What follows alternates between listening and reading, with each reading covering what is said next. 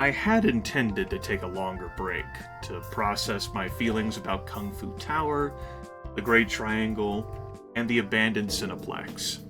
To clear all the fucking cotton out of my head so I can A. communicate in coherent sentences, and B. properly convey my thoughts, as incongruous as those two ideas may seem. I've had difficulty doing that over the past few videos. But I'm really damn interested in this volcano. So I stopped long enough to walk around my neighborhood, eat, and reflect. Also, I popped in the game and checked toy boxes. There's one left. I found that one off screen. You're welcome. I enjoyed the past three areas. They each provided windows into Jimmy's family. They reinforced what Casey has either explicitly conveyed or implied throughout the game. The Kung Fu Tower in particular was special. It showcased Lars' strength when many moments have highlighted his failings. The other two areas were good though as well. I enjoyed Captain Fish and his family in the Great Triangle. I enjoyed those bits of time Jimmy has spent with his dad and thinking about his dad. And this area as well, I noted this last video. Although while this is not Buck in the Pulsating Mass, we've been lacking on story and character development with him. He's had a bit, but ever since he left the party. Yeah, so I walked all across this place, and I was like, the left side didn't fucking have that much at all. I tried fucking with the projector again, did nothing.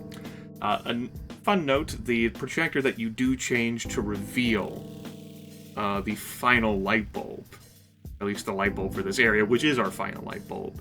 If you try to change it again, it notes that the movie currently being shown is that of a desert island, and asks whether you'd like to change it. Great. A coat of pockets. This coat of pockets allows item effects to be 50% stronger. There are a number of items and effects that have basically tried to be Jonathan. To varying degrees. Okay, item effects can be 50% stronger. Sure. Is this a meaningful upgrade? Stat-wise?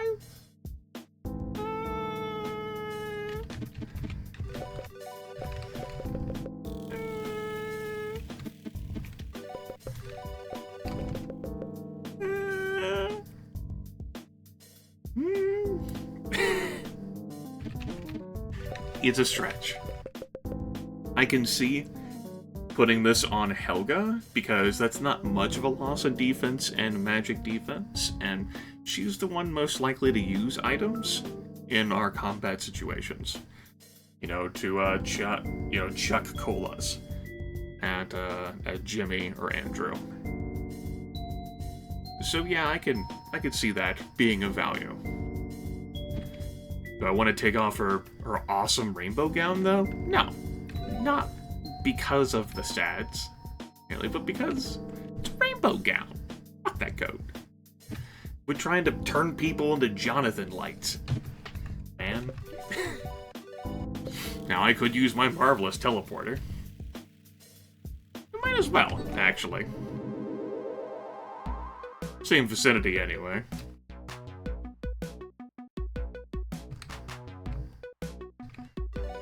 Yeah. Get me an emergency exit. That way I can save $400. That's important. Okay. Let's try to calm down and stop being frustrated. Not towards the game, but towards myself.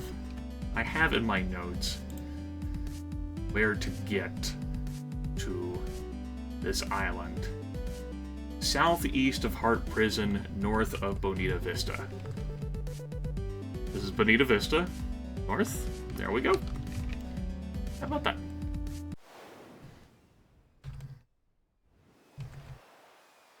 Hello. You seem to have found 25 light bulbs so far. Hey, I bet the door will open now. let's try it out.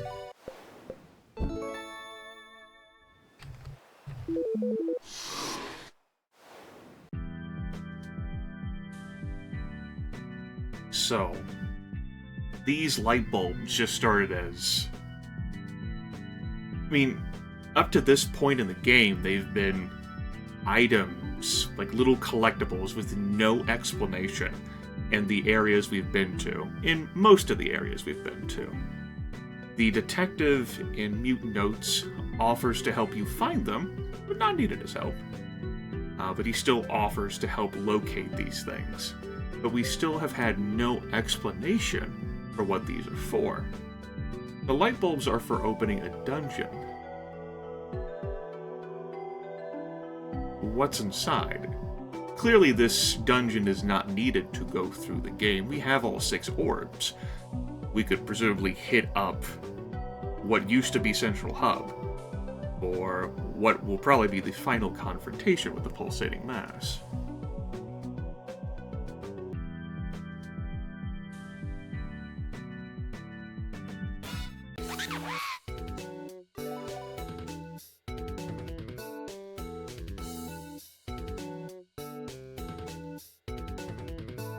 My eye is twitching.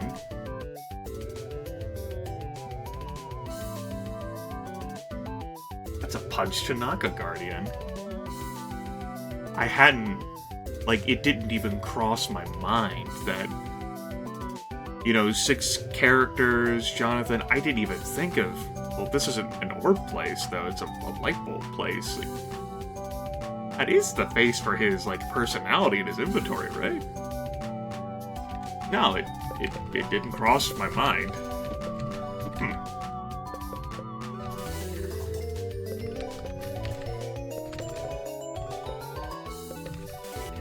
I just assumed. 6 orbs. Jonathan was obviously covered. We just lost Punch Tanaka. We'd just gotten, like, the ability to transform into Punch Tanaka.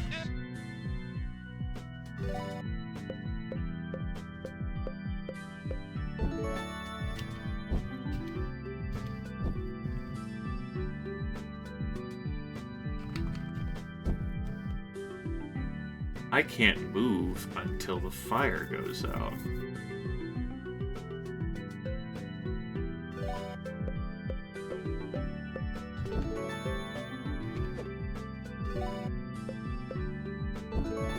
Can I knock one of them into the other? No, I don't have any control at all over form changing or altering. Until the fire goes out. Jimmy stays quiet. He feels he's in a sacred place.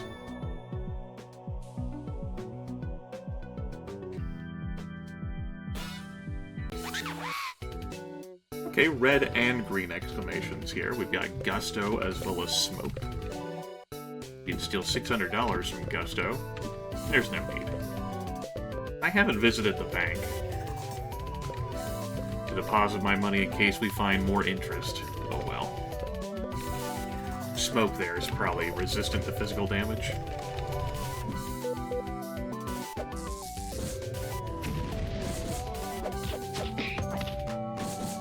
He sure is.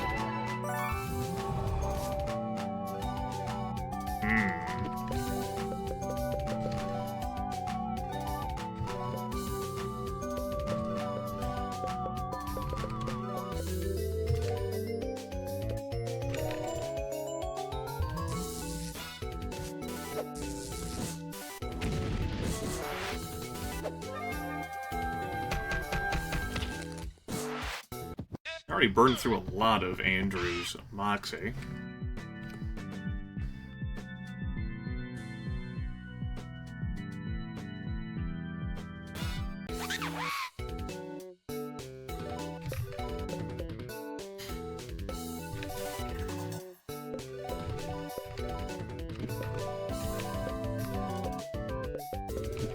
Maybe go easy on his Moxie.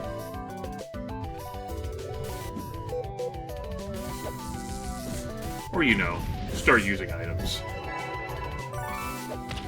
Alright. It was good to check to confirm that.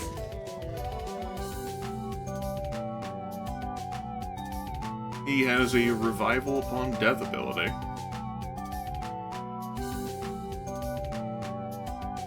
Which is not something you can cheat him out of with Startle. Okay, cool. I didn't know it.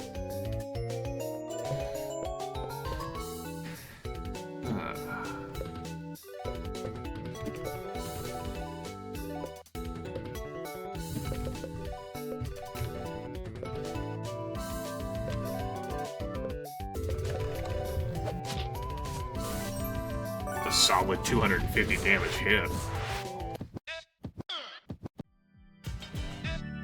That's level 40 for Punch? Sure is level 40 for Punch.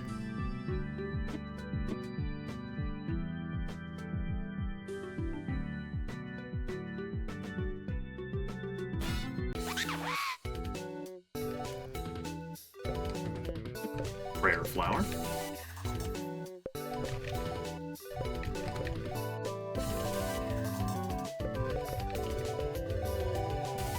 Looking to see whether there's... Well, you know, I don't know whether we've seen all the enemy types here already or not.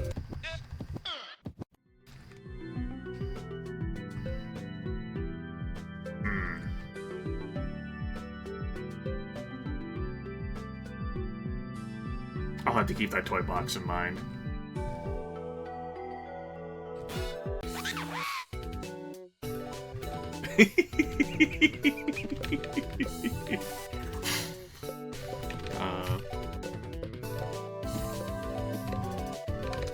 Let's not allow Scorchy there to act. He's quicker than Mom, in which case I can't really stop that. Take a nap, Lars. We'll allow other party members to take damage if need be. Gusto chanting in a strange language. Irrelevant.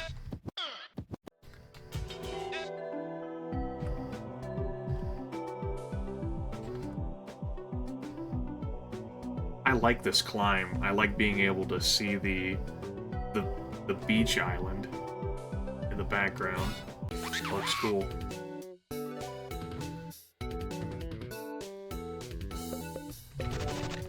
Of course. Of course.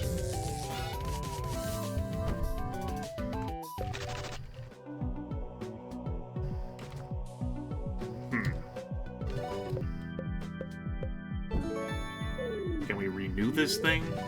Can I burn it to allow the new to come in? No. Can I punch it? I see you there, toy box.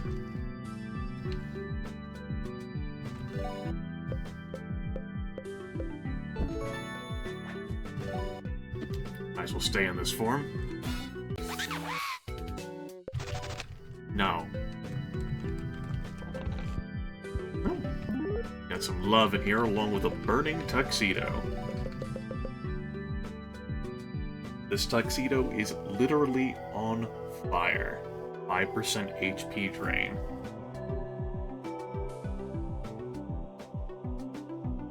Huh.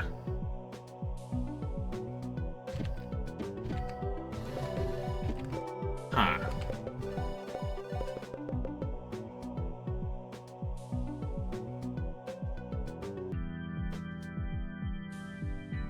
That worth trading in my gi for?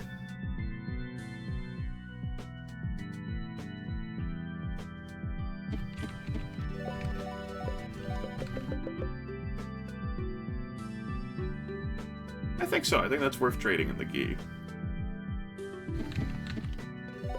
Considering equipping this on Lars instead. I'd give Lars a bit more speed, but I don't think that's going to be relevant. I can give Lars this champion key. To the Apocalypse Jacket. This makes more sense for it to be on Dad anyway. And then we can give Lars this champion key. 20% crit chance doesn't... Man, that just cuts his attack even more. Not his attack, his defense even more.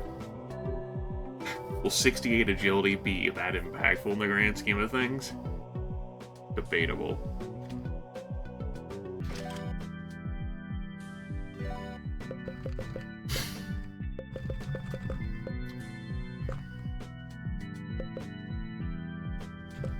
But we smoothed out the difference between defense and magic defense, and I think that's important too for Lars to have.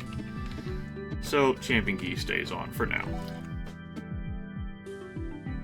For now.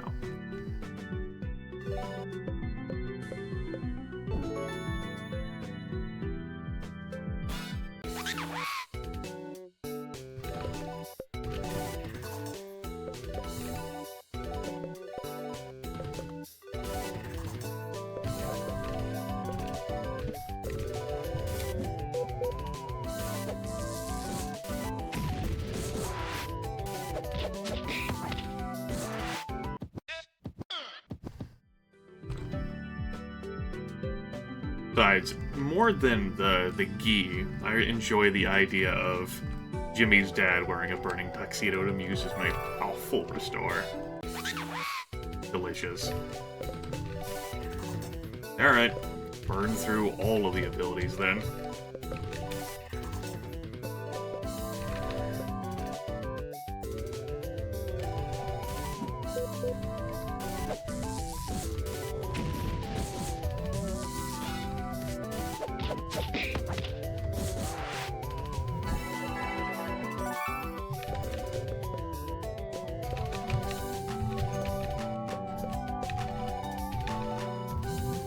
Chanted a strange language, the fool.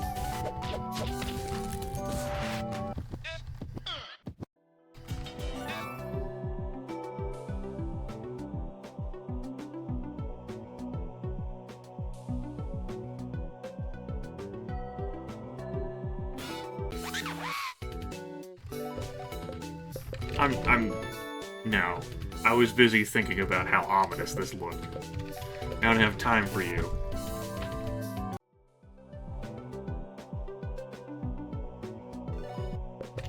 Let's save.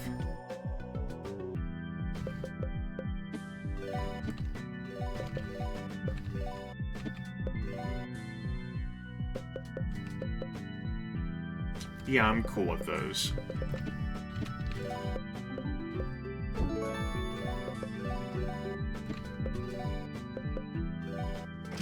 Maybe swap these two?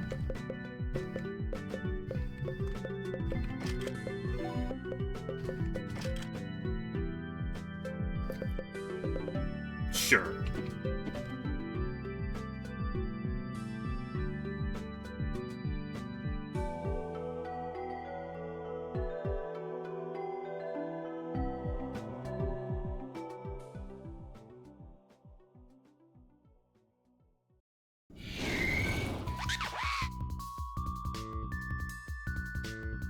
Hey, buddy.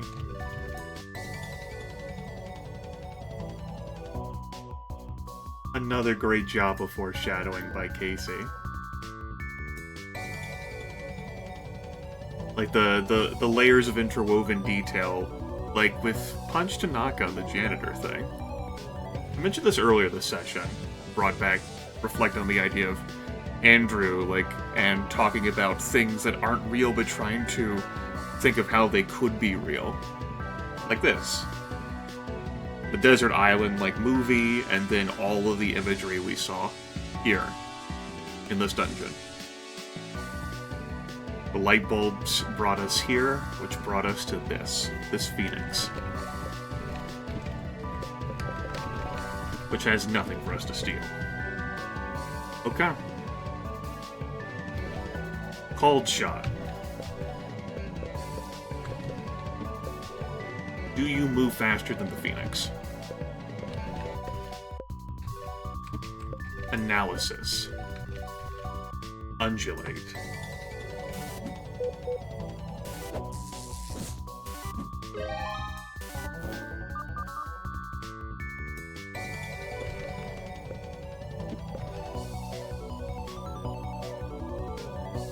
Really, with Punch Tanaka being in this form, well, Jimmy being in this form, his damage potential is not stellar here.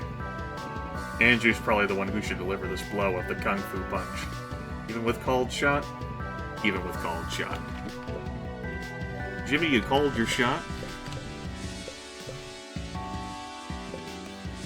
Call it again. Psych out the Phoenix. Kung Fu Punch the Phoenix. That's an entertaining thought.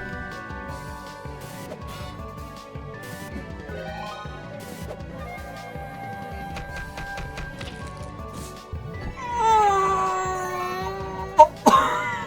20,515 damage!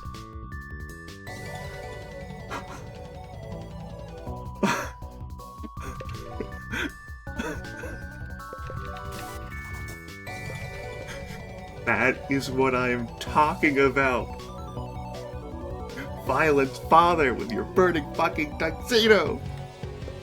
That is what I'm talking about. Live fast, live dangerously. He is. He's burning bright.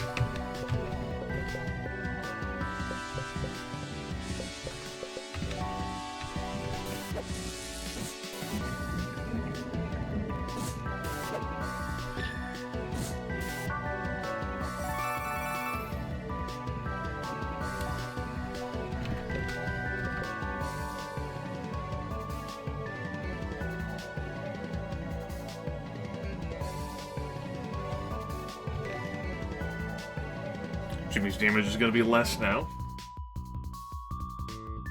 So I transition him into Pumpkin, so I can use Ghost Fire and fight fire with fire. Let's do that. If Pumpkin ends up getting the XP for this anyway, it's not that big of a deal. I could have dealt more damage being in Pumpkin from the start, but... well, the Phoenix could have had something to steal that would have helped me with this combat. That's happened before.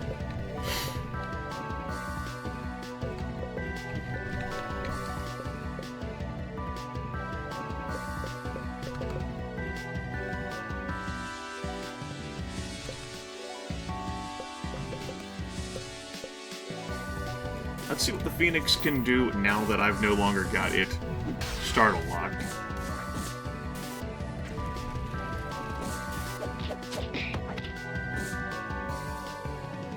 At least for this turn. It's nice to have Black Fountain on Pumpkin, too. It is, it is, it is.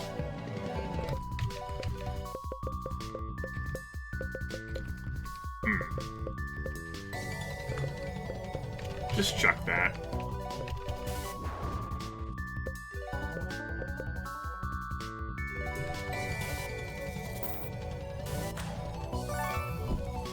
Eating up.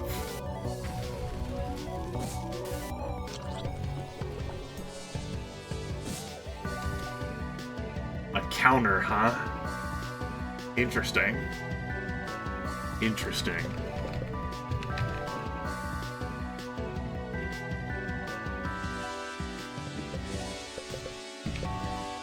Let's startle. I think since we're startling, it'll be fine. I think.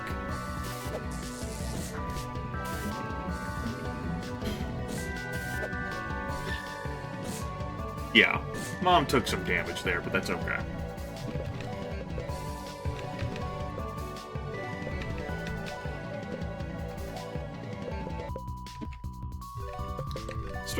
Let's dunk the Phoenix in some cryodynamics. It makes sense.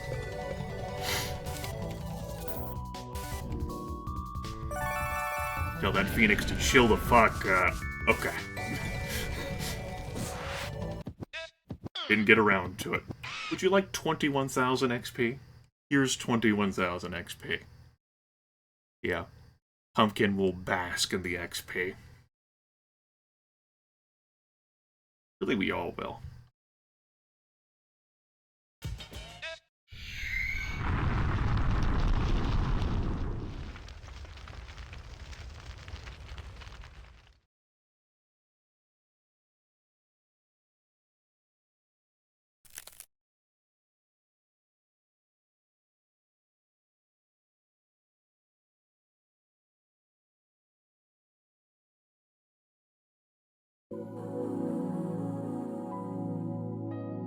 Jimmy imagines himself laying in a hospital bed.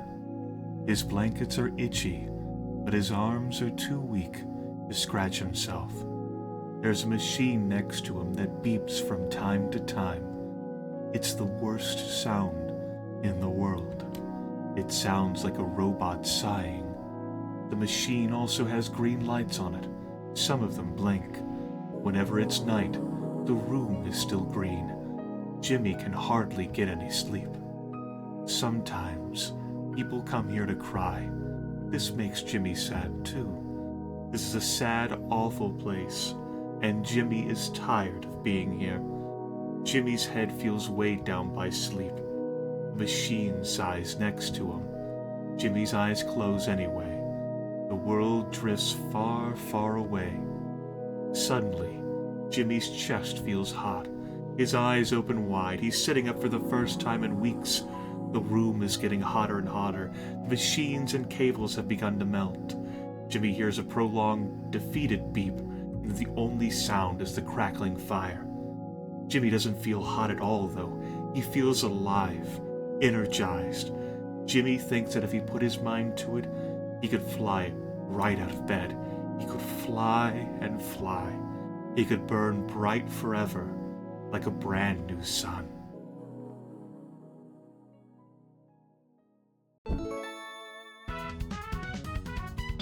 Jimmy can now turn into a phoenix. As a phoenix, Jimmy can combust into flames, setting fire to everything directly around him.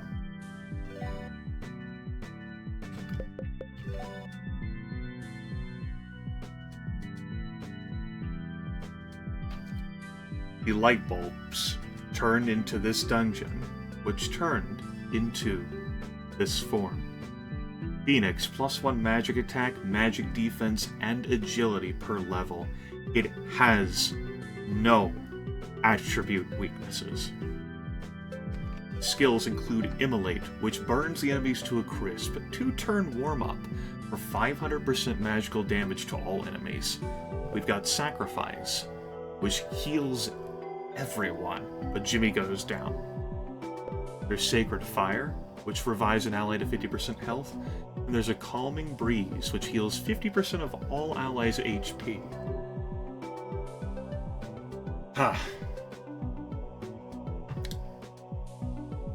It's a super support. You know, it takes like what Mom can do or what the flower can do and improves upon it. Not just reviving an ally, but healing all allies or completely restoring all allies. And you do have a magic attack, but it takes 2 turns to warm up. That's the first time I've seen that description for any skill in the game. So can't just use it immediately. A combat has to go a bit. Alright, so the skills...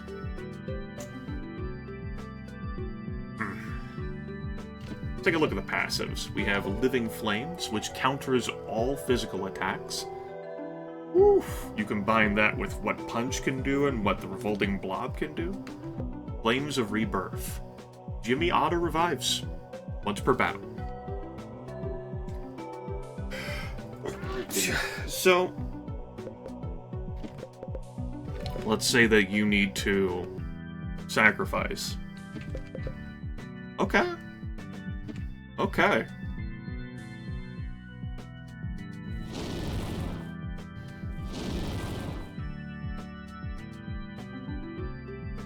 The secret of the light bulbs. The secret of the light bulb dungeon.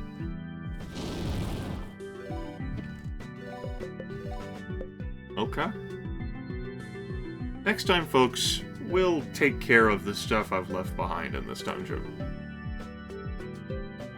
Take the Phoenix for a spin.